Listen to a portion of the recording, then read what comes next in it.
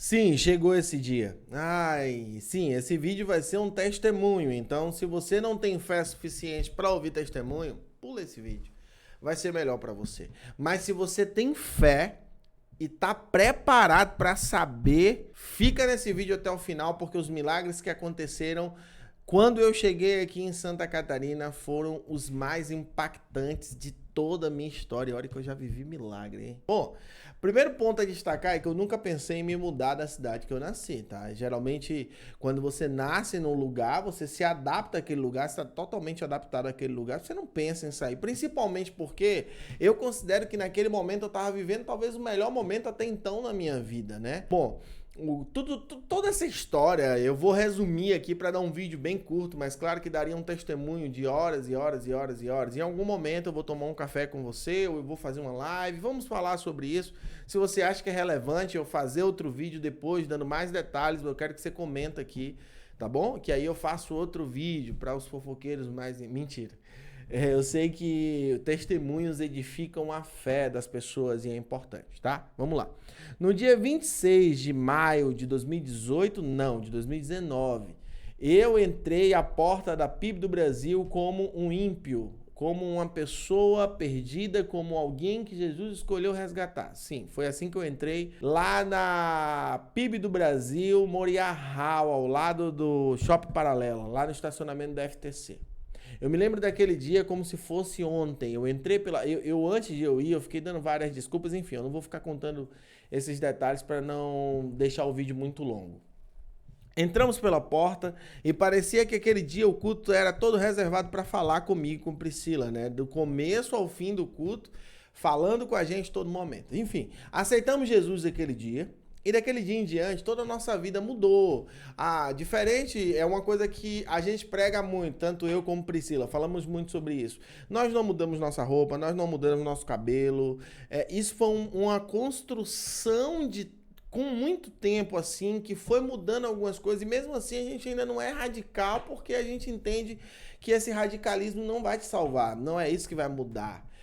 Você falar de uma forma diferente, você mudar algumas coisas exteriores, né? Você tem que mudar o coração e é uma luta constante. E eu naquele momento, eu trabalhava numa empresa de telecomunicações lá na Bahia, uma empresa grande, eu ganhava muito bem nessa empresa, né?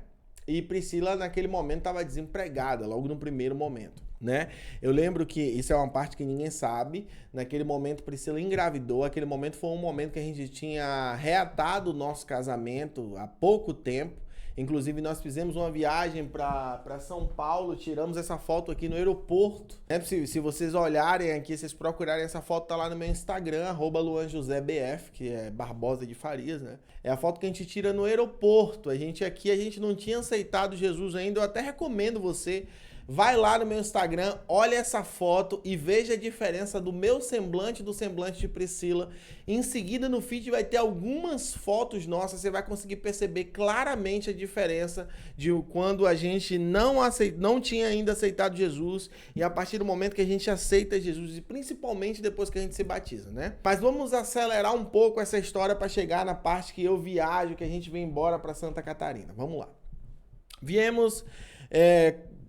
Priscila engravidou naquele primeiro momento, depois ela perdeu o bebê, né? Logo no início da gravidez, ela perdeu o bebê, foi uma coisa assim muito triste, ela ficou muito mal, ela ficou depressiva, ela ficou muito, muito mal. Nesse momento, Deus abriu uma porta, uma oportunidade de trabalho muito boa e ela começou a trabalhar lá em Lauro de Freitas.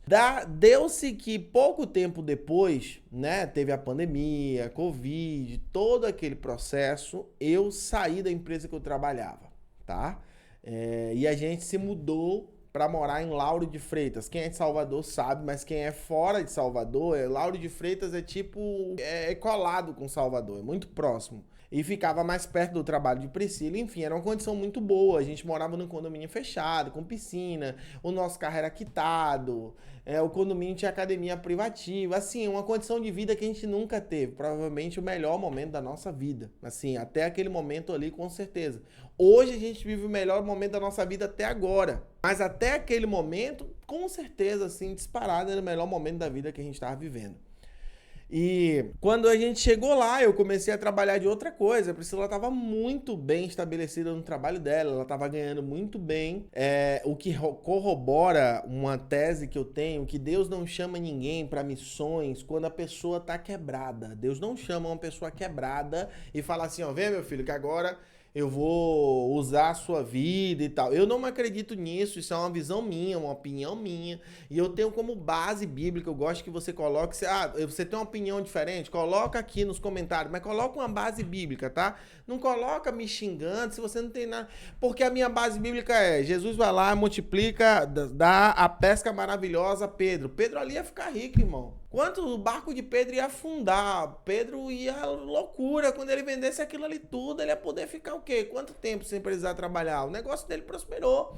Foi naquela hora ali que Jesus fez o quê? Larga tudo aí que eu vou agora, você vai pescar homens. Então, eu tava vivendo esse momento maravilhoso, sabe? Eu tinha recebido uma boa quantia de rescisão, eu tinha bons contatos para atuar na minha área. Eu estava trabalhando como MEI em uma empresa de entregas, então eu faturava alguma grana assim mensalmente. E eu estava num bom momento, assim, os finais de semana com Priscila, viajávamos pro litoral, praia, assim, diferente, era um momento especial que a gente estava vivendo. E um dia eu falei com um colega que morava em Santa Catarina. Gente, Santa Catarina, eu não sabia a condição do estado, eu não sabia como era. Na verdade, na minha cabeça, eu sempre achei que todo o Brasil era como Salvador, Bahia, tá? Era como ali, Salvador, Lauro de Freitas, a criminalidade, a sujeira, a bagunça. A única coisa que a gente sabia do sul, na Bahia... Deixa eu falar. Na Bahia... A visão do baiano, do nordestino, pelo menos o ciclo que eu andava, as pessoas que eu conhecia, o meu intelecto e as informações que eu tinha dizia que aqui no sul era uma terra de pessoas racistas e que fazia frio. Eram as duas informações que a gente tinha aqui, tá? Hoje eu moro aqui e eu vejo que parte disso é verdade, parte disso é mentira. Existe racismo? Existe racismo, mas eu passei mais situações de racismo nesse período que eu morei nesse condomínio em Lauro de Freitas, que era um condomínio de pessoas de uma condição financeira um pouco melhor. Eu acabava frequentando restaurantes de pessoas melhores, mercados de pessoas melhores, lanchonetes de pessoas de uma condição financeira, não pessoa que ninguém é melhor do que ninguém, de uma condição financeira melhor. E eu, estando nesses ambientes, eu já passei por mais racismo do que eu passei aqui em Santa Catarina até hoje. Quer dizer que eu não passei por nenhuma situação aqui? Não. Quer dizer que em Salvador eu passei por mais. Só para fazer esse registro. E um dia eu tava olhando o story, conversando com um colega que eu converso e tal. O colega morava aqui, nessa cidade que eu moro agora, né? E ele, olha, rapaz, você ia cidade bem aqui, pá. Cara, você tá louco? Não, não vou. Cara, eu tô num momento ótimo, eu moro num lugar maravilhoso, eu tenho todos os contatos aqui, eu posso voltar pro lugar que eu trabalhava antes, eu posso trabalhar em outros lugares e etc, né? Aí ele, não, beleza, amém. E naquele período, cara, eu oro bastante, mas naquele período eu tava orando mais do que o normal, eu vou te explicar. Eu tava trabalhando nesse processo de entregas e etc. E um dia o Espírito Santo falou comigo que ele não queria que eu trabalhasse mais com nada. Basicamente isso. Você precisa ter fé para acreditar, tá? Um dia eu tava orando, o Espírito Santo falou, olha, descansa um pouco. Né? Eu vinha de um período de muito trabalho, eu trabalhava sábado, domingo, feriado, sem querer se exaltar, com toda humildade, eu não tinha tempo de gastar o meu salário, né? Eu ganhava relativamente bem para os padrões da Bahia, eu não tinha tempo de gastar o meu salário, basicamente era isso, de tanto que eu trabalhava. Não é que eu ganhava muito, é que eu não tinha tempo mesmo, praticamente eu trabalhava todos os dias.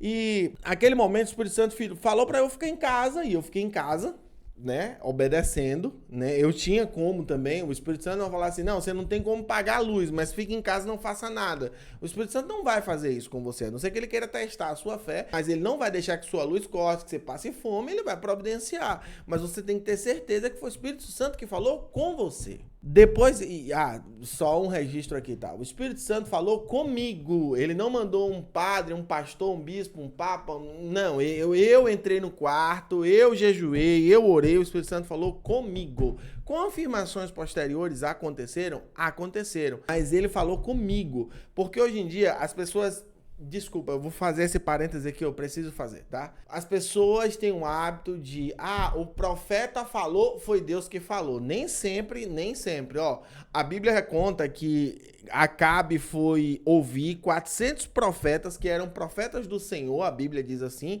né? Mas eles estavam sendo conduzidos por um espírito de engano, e enganou, falou uma coisa irreal a Acabe. Então, assim, o que uma pessoa outra falou, Deus precisa confirmar no seu coração. Se Deus não confirmar, irmão, não vai porque essa pessoa tá falando, tá?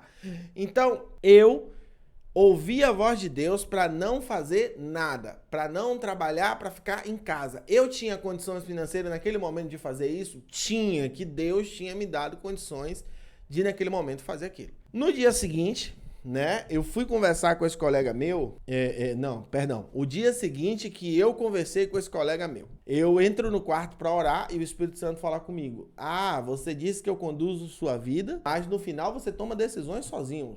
Eu falei, eu tomo decisões sozinho? Não, eu na minha vida, irmãos, olha aqui, pelo amor de Deus, eu sou assim, todas as decisões que eu quero tomar na minha vida, eu busco o direcionamento do Espírito Santo. Se você não é assim, eu não estou dizendo que você vai para o inferno, que você é endemoniado.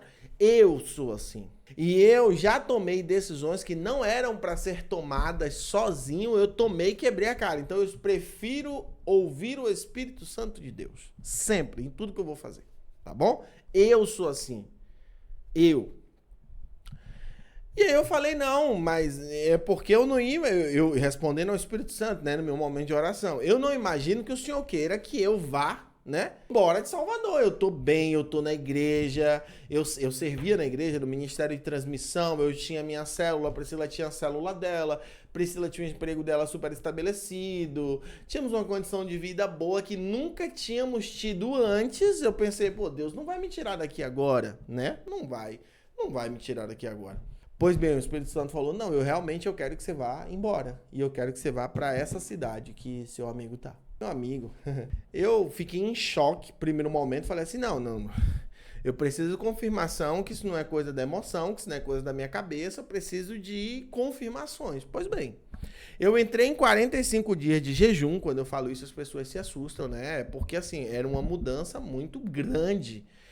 Eu tinha certeza que tinha sido Deus que tinha falado comigo, mas eu dei a chance de eu ter me emocionado, porque meu colega falou maravilhas aqui desse lugar. Eu passei 45 dias jejuando e orando, e toda vez que eu ia abrir a Bíblia, era um versículo de uma pessoa que saiu da sua terra e foi para outro lugar. Eu abri a Bíblia e Moisés saiu do Egito, e Moisés foi para Midian, depois Moisés saiu da Midian, foi para o Egito, José do Egito saiu e foi levado como escravo, e era só histórias assim. Era só histórias de pessoas que saíram da sua terra e foi para outro lugar. 45 dias. Eu concordei, tá? Digamos assim, com o projeto de Deus. E aí eu falei, Deus, é o seguinte, agora eu preciso que o Senhor me ajude, eu preciso que o Senhor me dê uma direção, eu preciso que o Senhor intervenha em algumas situações, tá? Que naturalmente são impossíveis de resolver, né? Uma delas era, a gente tinha alugado um apartamento, feito um contrato de 12 meses, eu acho que só tínhamos 4, 5 meses, e o rompimento do contrato previa uma multa alta, uma multa que, ia atrapalhar a gente, né? Aquela multa. E eu falei, Deus, então se o Senhor tá com a gente mesmo, nós vamos falar com o proprietário do apartamento e ele vai simplesmente ignorar essa multa. Falamos com o cara não, tranquilo, irmão, só pinta o apartamento e me entrega. Aí eu fiquei assim, o cara não quis R$1, mas vamos lá. Segunda coisa que a gente precisava, Priscila trabalhava num emprego muito bom, sim, numa situação muito confortável, sim, mas era uma empresa que tinha um histórico longo de não demitir nenhum funcionário. Funcionário que quisesse sair tinha que pedir demissão. Não tinha acordo, não tinha nada, tinha que pedir demissão. E eu fiz o quê? Vamos orar. Priscila e eu oramos, 3 horas da manhã, Priscila falou, amor, já estamos resolvidos.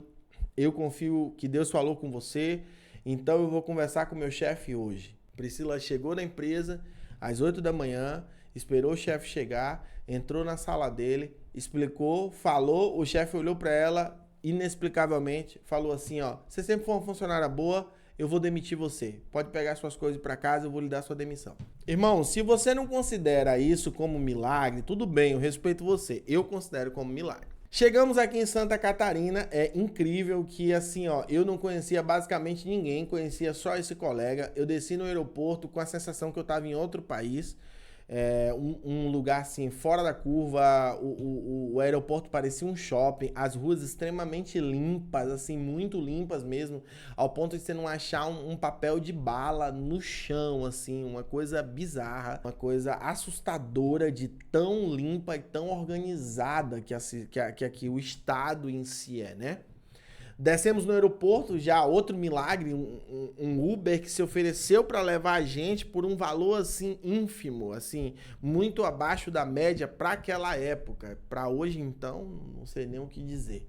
Era como se o percurso desse, sei lá, R$300 e a pessoa me cobrasse tipo 100 e ainda se disponibilizasse a me ajudar, porque eu tinha enviado da Bahia para cá a minha TV, então eu ia ter que passar no lugar para pegar a TV e tal. Tínhamos alugado uma casa, pedido a um colega para alugar uma casa. Ele alugou, mas o lugar não era muito legal. Nós ficamos 23 dias nessa casa e passamos para uma casa permanente, que é essa que a gente mora até hoje. Já preparamos aqui o estúdio e desde então estamos aqui. Luan, Deus mandou você ir para aí. O que é que você fez assim para Deus? Cara, basicamente... Cara, assim, ó, eu fui expulso já de 2 igrejas. Mas aí isso aí vai ser outro vídeo que eu vou fazer para explicar porque eu fui expulso de 2 igrejas, porque é muito complexo. Eu fui expulso de 2 igrejas, já batizamos 5 pessoas, mas assim, quando Deus manda você para uma missão, isso são coisas que a gente vai entendendo no trajeto, tá? Eu tô cortando caminho aqui para você. Quando você assiste esse testemunho, se você assistiu até agora, você é uma pessoa que realmente se interessou, porque isso pode acontecer com você amanhã, tá? Quando Deus te manda numa missão, não necessariamente... Porque qual é a visão que as pessoas têm de uma missão? A missão, você vai para algum lugar e lá vai acontecer inúmeras coisas e você vai trabalhar só com aquilo, você vai fazer... E nem sempre é assim. Há muitas pessoas para te ver, inúmeras pessoas para te ouvir. Nem sempre é assim. É porque a primeira etapa da missão, e a gente nunca sabe quanto tempo é. Quanto tempo é a primeira etapa da missão? É 1 ano, 2 anos, 5 anos, 10 anos? Não sei. A primeira etapa da missão é Deus preparando você. Não necessariamente no momento que Deus vai te chamar para a missão, não necessariamente nesse momento, você já está pronto. Nesse momento, você só está apto, mas não está pronto. Eu e Priscila, a gente primeiro tinha fé, a gente tinha coragem, a gente tem temor. Porque quando você chega aqui, é assim, ó. Aqui tem muita gente que se perde. Por quê? Glamour, ostentação, mulherada, não sei o quê. Uma condição de vida completamente diferente. Nessa que a gente chegou, muita coisa já aconteceu. Teve lugares que a gente fez parte, a gente somou com aquele lugar e nossa missão foi concluída ali e saímos. Teve lugares que a gente foi enviado como juízo mesmo, chegou para incomodar. Ó, vou mandar Luan e Priscila aqui para gerar um incômodo. Muitas pessoas vieram até nós, por exemplo, o ano retrasado foi um ano que a gente recebeu muita gente na nossa casa. Assim, tipo, quase todo dia recebíamos uma família, um jovem, uma jovem, pessoas com problemas N's, e a pessoa queria que a gente orasse, que a gente abençoasse, que a gente orientasse, que a gente aconselhasse. Entende? Uma coisa que Deus falou comigo e com Priscila aqui assim, ó, eu não quero vocês trabalhando de carteira assinada. Por que Deus não quer a gente trabalhando de carteira assinada? Porque se você tá de carteira assinada, você não pode fazer esse trabalho. Como é que eu vou abrir minha casa? Aconteceu já, tá? Isso aqui que eu vou contar e eu vou finalizar e eu vou trazer outro... Se você achou esse vídeo interessante, deixa o like, comenta, fala assim, ó, testemunhos, igreja, que aí comenta esse, testemunho igreja, eu vou trazer um vídeo só com um compilado dos testemunhos, assim, dos milagres mais impactantes que eu já vivi aqui. E vou contar a história das 2 igrejas que eu e Priscila a gente foi expulso, tá? Mas vou contar isso aqui só para finalizar. Imagina você, tinha uma jovem que a gente conhecia, se eu não me engano, porque a gente congregava na igreja que a mãe dela congregava. Uma das 2 que a gente foi expulso, tá? Aí, comenta que eu quero te contar essa história. Mas se você não comenta, eu não sei se você quer ver. Aí eu não vou gravar só por gravar, né? Aí o que que aconteceu? A gente conversava com ela e tal, e aí teve um dia, ela trabalhava num mercado aqui, e teve um dia que a gente foi no mercado e a gente sentiu que a alma dela tava triste, tanto eu como Priscila, né? E aí a gente conversou com ela e tal, ela, tô assim e tal, não sei o quê. Aí Priscila falou assim, não, vai lá em casa, vamos almoçar juntos. Aí, tá, marcou pra gente almoçar junto, tá. Aí, pô, nesse dia, caprichamos, montamos uma mesa linda, uma refeição assim salutar e tal. Quando ela chegou, nós oramos, conversamos e almoçamos. Amém? Pronto. E aí ela foi embora. No outro dia, ela mandou uma mensagem dizendo assim, ó, eu tava quase com depressão e eu ia me matar. Mas aí eu fui almoçar com vocês e todo aquele sentimento ruim que eu tinha passou. E eu decidi dar outro rumo pra minha vida, ter outras atitudes. Tá? Então assim, ó, isso também é parte da missão. São coisas desse tipo que acontece que fazem parte da missão. Agora, isso significa, já batizamos 5 pessoas. Luan, se eu contar tudo, vai ser 1 hora de vídeo. Eu nem tenho como gravar 1 hora de vídeo agora, tá? Você quer saber mais? Comenta o que é que você quer saber mais. Você quer saber da igreja? Você quer saber testemunho? Você quer saber do batismo das pessoas? Você quer saber da viagem para Goiânia? Pois é, Deus, eu morando aqui, mandou fazer uma viagem para Goiânia. Mas assim, resumidamente, a gente veio para Santa Catarina porque Deus mandou que a gente viesse. E no último ano, Priscila engravidou e, para honra e glória do Senhor, Isaías está aqui. Deus abençoe você. Eu espero que você tenha recebido ferramentas de fé. Porque o testemunho nada mais é do que uma ferramenta de fé. É uma forma de a minha fé edificar a sua fé. E eu vivi milagres porque eu decidi viver a minha vida para Deus. Você quer viver milagres? Decida viver sua vida para Deus, tá bom? Um beijo, paz, deixa seu like, é super importante. Comenta aí se você acha interessante gravar os outros vídeos e tamo junto. Paz.